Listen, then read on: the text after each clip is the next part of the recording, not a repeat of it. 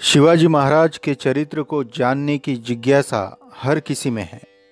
उनका चरित्र ही इतना चमत्कारिक था कि उनके जीवन काल में कई ऐसी चमत्कारिक घटनाएं हुई जिनमें एक विलक्षण चमत्कार की वजह से वो हर बार विजयी हुए।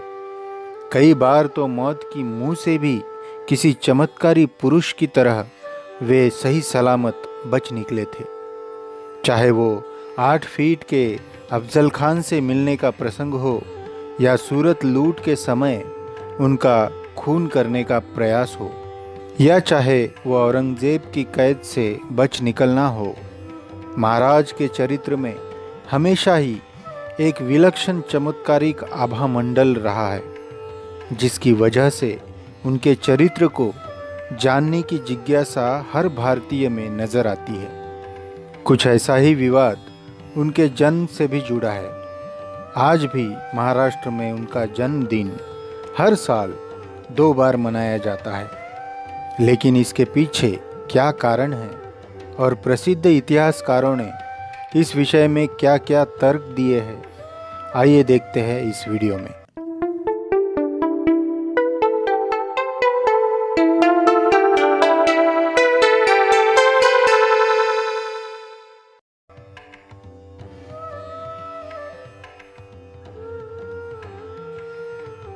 शाहजी राजे भोसले और जीजाबाई की शादी के बाद उन्हें 2 पुत्र हुए।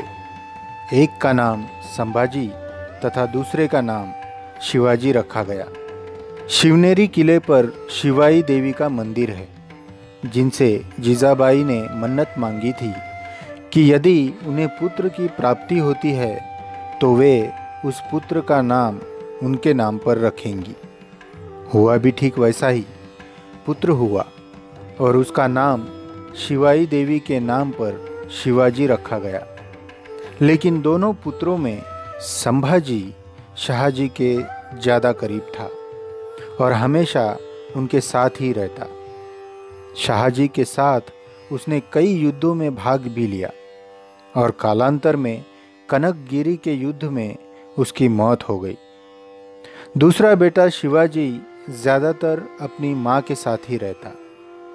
प्रसिद्ध इतिहासकार जदुनाथ सरकार बताते हैं कि शिवाजी महाराज के जन्म वर्ष में भले ही विवाद हो, लेकिन शिवाजी महाराज के जन्म स्थान को लेकर सारे इतिहासकारों का एक मत है कि शिवाजी महाराज का जन्म महाराष्ट्र में पुणे ज़िले के जुन्नर के पास शिवनेरी किले पर हुआ। शिवाजी महाराज का जन्म निश्चित तौर पर किस साल और किस तारीख को हुआ, ये किसी भी प्रमाणित दस्तावेज में नहीं लिखा है। बहुत पहले से ये माना जा रहा था कि शिवाजी महाराज का जन्म वैशाख शुक्ल द्वितीया शके 1549 में हुआ। यह कालगणना शक संवत्सर के अनुसार है और हमारी लोकप्रिय कालगणना का उचित समय प्राप्त करने के लिए हमें 1549 में 78 साल जोड़ने होते हैं, जिससे हमें हमारी लोकप्रिय कालगणना का 1627वां साल मिल जाता है। मतलब शिवाजी महाराज का जन्म 1627 में हुआ, यह अब तक का लोकप्रिय आकलन था।